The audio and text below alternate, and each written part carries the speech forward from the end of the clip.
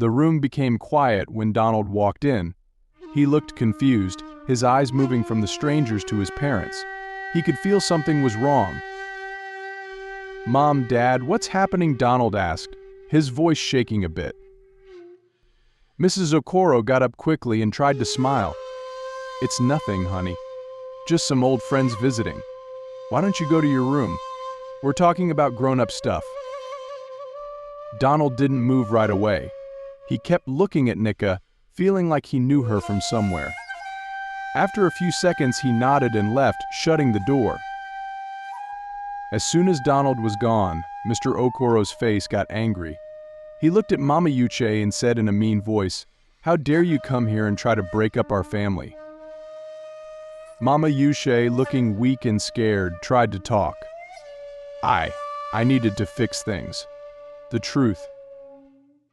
Mrs. Okoro cut her off, talking loudly. "The truth? We've been Donald's parents for 18 years. That's what matters." Nneka, who hadn't said anything yet, stepped forward. "But I'm his real mother. I gave birth to him. I've been looking for him for so long." Mr. Okoro turned to Nneka, looking cold. "Where were you when he needed you? We took care of him. We were there for everything. You can't just show up now and say he's yours." "I didn't leave him," Nneka said, crying. "Someone took him from me." Mrs. Okoro stood up, looking very angry. "It doesn't matter how it happened. Donald is our son now. We won't let you take him." Uche, who had been watching everything, tried to calm everyone down. "Please, let's all think about what's best for Donald." But no one listened to him. The Okoros wouldn't change their minds. "You need to leave now," Mr. Okoro said firmly. "Don't come back. If you try to talk to Donald or tell him about this, we'll call the police." Nneka felt like everything was falling apart. She had been so close to her son, but now she was losing him again. She started crying as Uche gently took her and his mother out of the house. As they walked to the car, Nneka turned to Uche, her voice breaking. "What do we do now? I can't lose him again." Uche put his arm around her shoulders. "We'll figure something out, Nneka. We won't give up." Mama Uche, looking tired and sad, spoke softly. "I'm so sorry, Nneka. I never meant for things to turn out this way." Nneka wiped her tears.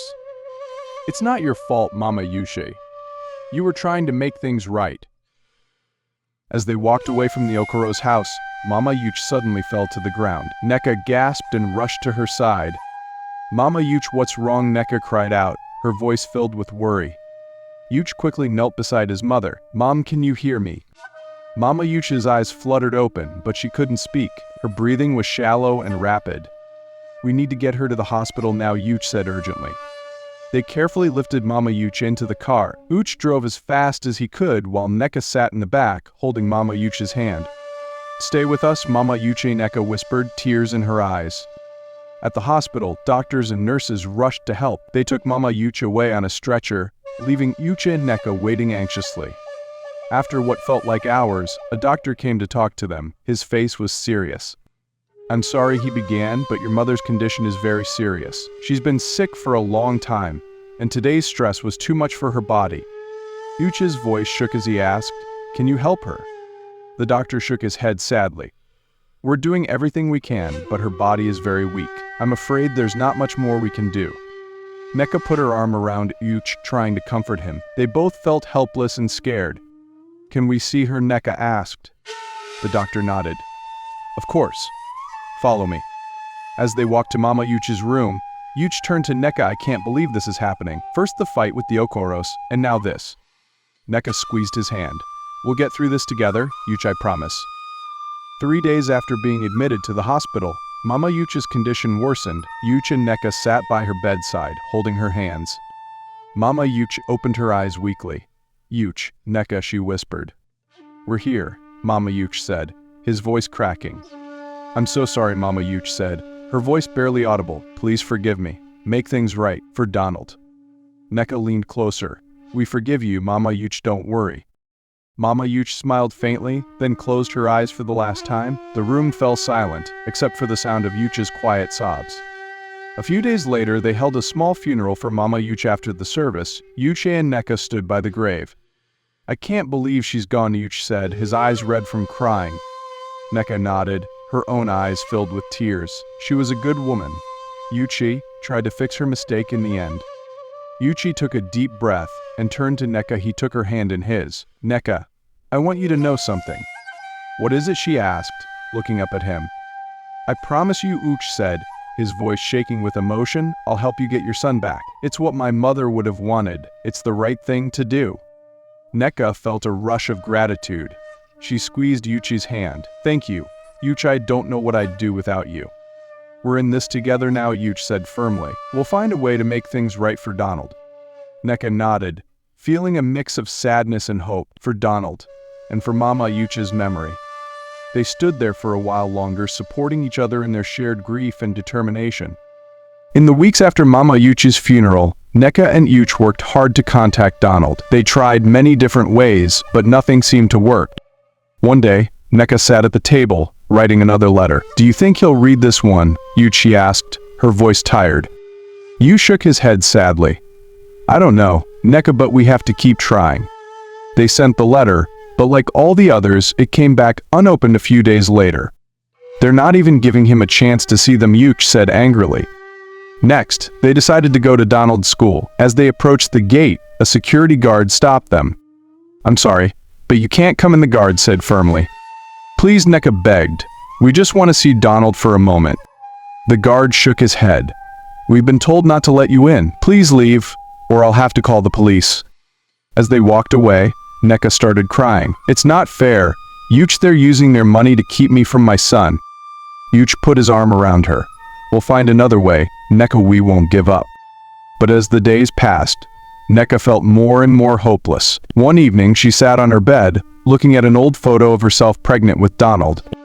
"I thought finding him would be the hard part," she said to Yuch, who sat beside her. "But this is worse. He's so close, but I can't reach him."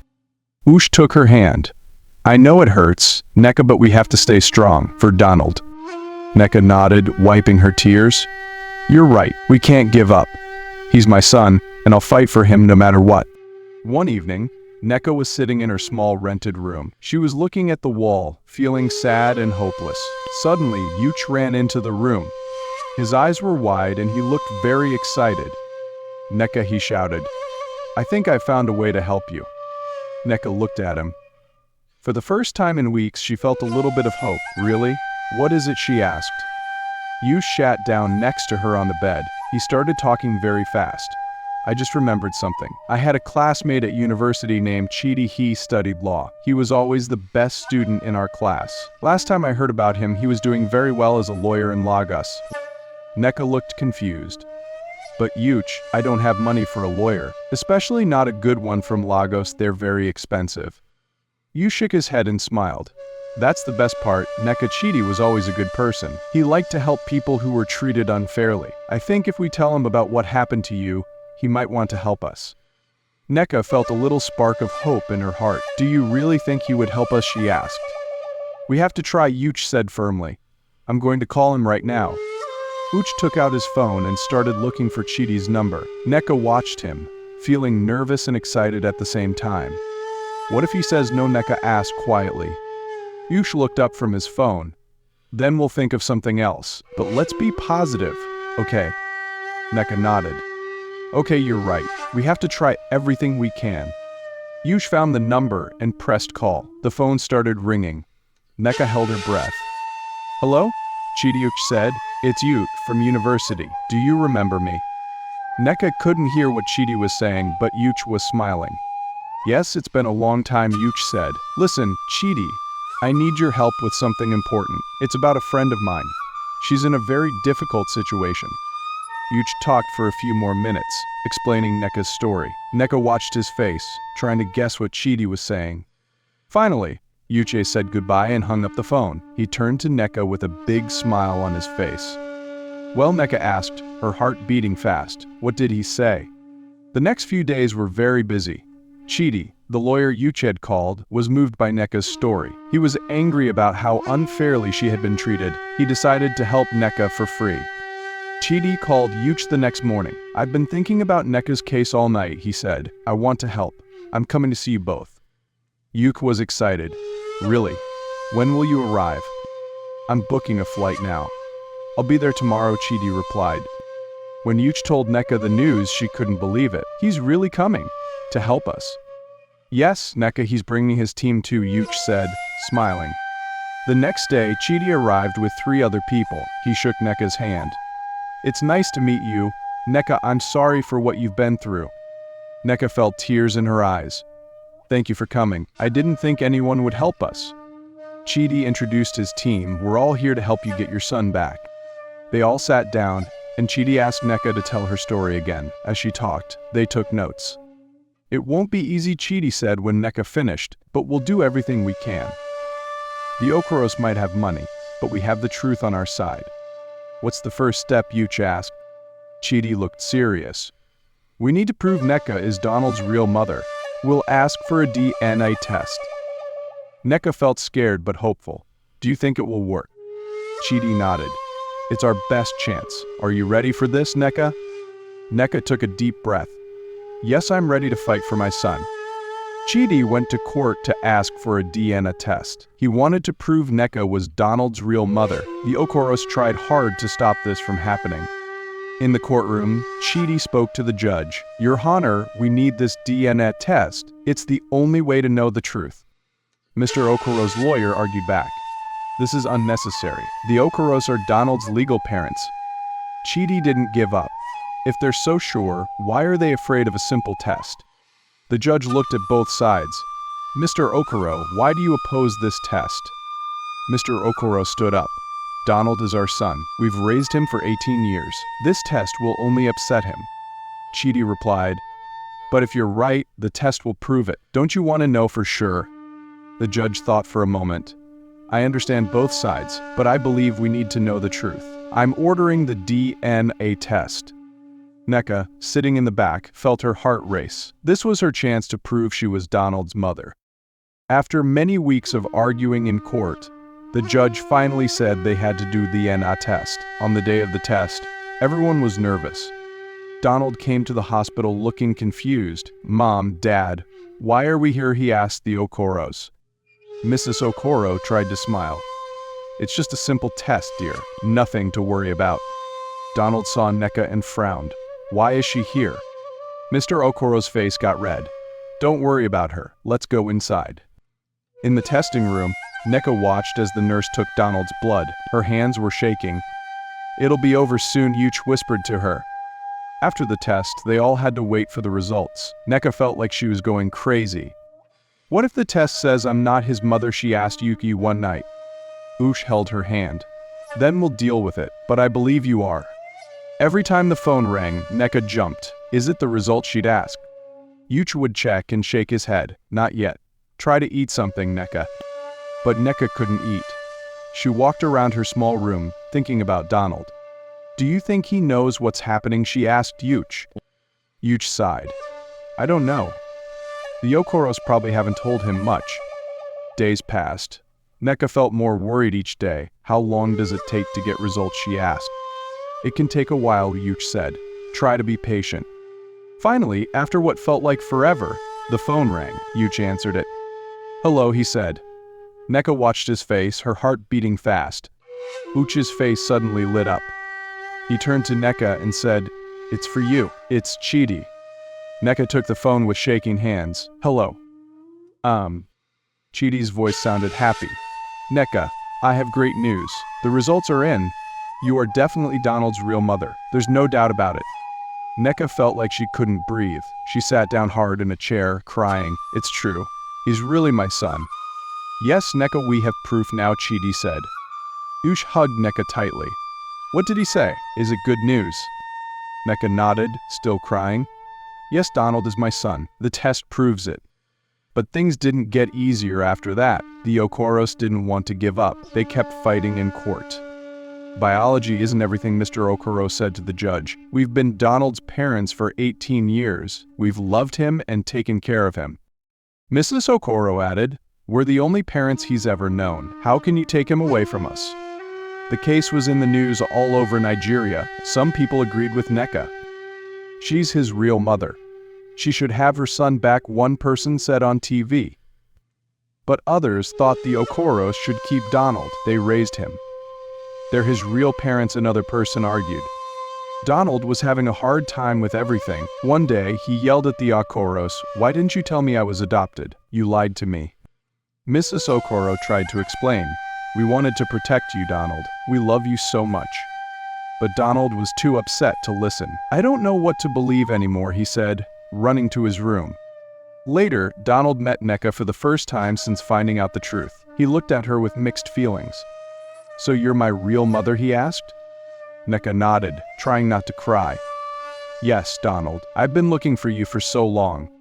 Donald looked confused and a bit angry. "But where were you all this time? Why didn't you find me sooner?" Nneka tried to explain about how he was taken from her, but Donald was too overwhelmed. "I need time to think," he said, walking away. Yuch comforted Nneka. "Give him time. This is hard for everyone." The court case went on, with both sides fighting hard. Nneka felt tired but didn't give up. "I just want a chance to know my son," she told the judge. "I'm not trying to erase the last 18 years. I just want to be part of his life." One day, while the court case was still going on, Donald decided to sneak out of the Okoro's house. He went to see Nneka when they met. Both felt nervous and didn't know what to say at first. Donald looked at Nneka, his eyes full of hurt. "Why?" he asked, his voice shaking. "Why did you give me up?" Nneka felt like her heart was breaking. She could see how much pain Donald was in. "Oh, Donald," she said quietly. "I didn't give you up. Someone took you from me.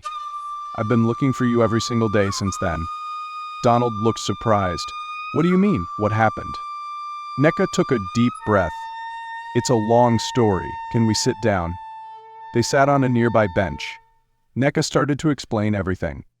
"I was very young when I had you," she began. "I didn't have much money. One day I had to leave you with a gatekeeper while I went to look for work." Donald listened closely as Nneka told him about the gatekeeper, the unfinished building, and how Mama Yuch took him. Mama Yuch thought she was helping, Nneka said. "She didn't know how much it would hurt us both." When Nneka finished her story, Donald was quiet for a long time. "I don't know how to feel," he finally said. "The Okoros? They're the only parents I've ever known. They've loved me and taken care of me. But you're my real mother. It's all so confusing." Nneka nodded. She slowly reached out and took Donald's hand. "I know this is very hard for you," she said. "I don't want to take you away from the Okoros or the life you know. I just want to be part of your life, if that's okay with you." Donald thought for a moment, then nodded. I think I'd like that," he said. "I want to know you too." This meeting changed everything. The next day, Donald went to the court. He told the judge he wanted to speak. "I love the Okoros," Donald said. "They've been good parents to me, but Nneka is my biological mother. I want to know her too. I think I should have a say in what happens." The judge nodded. "Thank you for telling us how you feel, Donald. We'll take your wishes into account." After the court session, Nneka talked to Donald again. "Thank you for speaking up," she said. "Whatever happens, I want you to be happy." Donald gave her a small smile. "I'm still figuring things out," he said, "but I'm glad I know the truth now." After the court decided Donald could see Nneka, everyone had to get used to the new situation. It wasn't easy at first, but Nneka was very happy to have a chance to know her son. The first time Donald visited Nneka's house, he looked nervous. "Hi," he said quietly. Nneka smiled. "Hi, Donald. Would you like some juice?" Donald nodded. "Yes, please." They sat in silence for a while. Then Donald asked, "What was my father like?" Nneka told him about his birth father. Donald listened closely. As Donald left, he said, "Can I come again next week?" Nneka felt her heart jump with joy. "Of course. I'd love that." Each visit got a little easier. Donald started asking more questions. "What games did you play when you were little?" he asked one day. Nneka laughed. "Oh, I loved hide and seek. Do you play that?" Donald smiled. "Sometimes. The Okoros taught me." Nneka noticed Donald was calling them the Okoros now, not Mom and Dad. She felt both happy and sad about this. During these visits, Donald also got to know Yuch one day. Donald asked Yuch, "How did you meet Nneka?" Yuch told him the whole story. Donald was amazed. "You've helped her all this time?" "That's really nice of you." Yuch shrugged. "It was the right thing to do." After that, Donald often asked Yuch for advice. "You're easy to talk to," Donald told him. Slowly, Donald, Nneka, and Yuch were becoming a kind of family. It wasn't perfect, but it was a good start. As time went by, the Okoros started to change their minds about Nneka. They saw how happy Donald was when he spent time with her.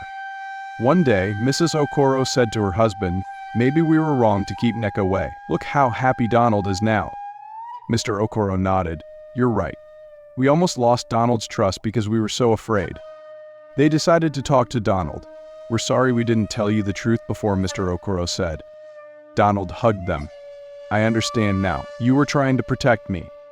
When Donald turned 21, everyone came together for his birthday. The Okoros, Nneka, and Yuch were all there. During the party, Donald went to talk to Nneka Mom, he said, smiling. It was still new to call her that, but it felt right. "Yes," Donald, Nneka asked. "I just wanted to tell you. I'm really happy you found me. I'm glad I know the truth now." Nneka started to cry, but she was smiling. "Oh, Donald, I'm so happy too. You don't know how much this means to me." They hugged, and Donald felt like a missing piece of his life had finally fallen into place. After the party, Nneka and Yuch were cleaning up. Nneka looked at Yuch and felt her heart swell with love. Yuch said softly, "I don't know how to thank you for everything you've done." Yuch smiled at her. "You don't need to thank me, Nneka. I did it because I care about you." Nneka realized then that her feelings for Yuch had grown into something more than friendship, and from the way Yuch was looking at her, she thought he might feel the same way. 2 years after Donald turned 21, Nneka and Yuch got married. It was a beautiful sunny Saturday morning. They stood in front of their family and friends ready to say their vows. Donald was standing next to Yuch as his best man. He looked very happy and proud. The Okoros were sitting in the front row, smiling genuinely. After Nneka and Yuch kissed as husband and wife, Nneka felt so happy. She looked around and saw her son, her new husband, and all the people she loved. She thought about how hard things had been, but now everything was good. At the party after the wedding, Donald stood up to make a speech. He raised his glass and said, "I want to make a toast to my mother, Nneka." His voice was strong and clear. Everyone got quiet to listen. "My mom never gave up on finding me," Donald continued. "Her love and hard work brought all of us together. And Yuch," he turned to look at his new stepfather, "you showed all of us what it means to really support someone, no matter what. I hope your love keeps inspiring us all." Nneka felt tears in her eyes as she listened to Donald's words. She looked around the room. She saw Donald, Yuch, and even the Okoros. She thought about how long and hard her journey had been, but now she was so happy. Later, when she was dancing with Yuch, Nneka felt very peaceful. She knew she couldn't change what happened in the past, but she was excited about the future. She had her son in her life, she had Yuch who loved her, and she had a family. After all the hard times and sadness, Nneka finally felt like she was truly home. "Are you happy?" Yuch asked as they danced. Nneka smiled up at him. "More than I ever thought possible," she said. 5 years after Nneka and Yuch got married, everyone came together again. This time, they were celebrating Donald's graduation from university. Donald was 26 now, and he had studied child psychology. He did very well in school and got top grades. Donald chose to study child psychology because of what happened to him. He wanted to help other kids who were taken away from their real parents. On the day of the graduation, Donald put on his cap and gown. He felt excited and a little nervous. "How do I look?" he asked Nneka, who was helping him get ready. "You look wonderful, sweetheart," Nneka said, smiling proudly. When it was Donald's turn to get his diploma, he walked across the stage. He looked out at the crowd and saw all his family there. The Okoros were sitting next to Nneka and Yuch. They were all cheering and clapping loudly. "Go, Donald," Mr. Okoro shouted. "We're so proud of you," Mrs. Okoro called out. Nneka was crying happy tears. "That's my boy," she said to Yuch. Yuch put his arm around Nneka. "He's done so well," he said. After the ceremony, Donald ran to his family. He hugged everyone. We're all so proud of you, Mr. Okoro said. Thanks, Dad, Donald said. Then he turned to Nneka and thank you, Mom, I couldn't have done this without all of you. Nneka hugged him tightly. You did this yourself, Donald? We're just happy we could be here to see it. Donald looked around at his unusual but loving family. He felt very lucky to have so many people who cared about him. So, what's next, Yuch asked? Donald smiled. I want to start working with kids who've been separated from their parents. I think I can really help them. Everyone nodded, understanding why this was so important to Donald. Here comes the end of our story. I believe we all learned a lot from the story and Nneka's journey so far. Thank you so much for watching. Please subscribe to our YouTube channel for more stories.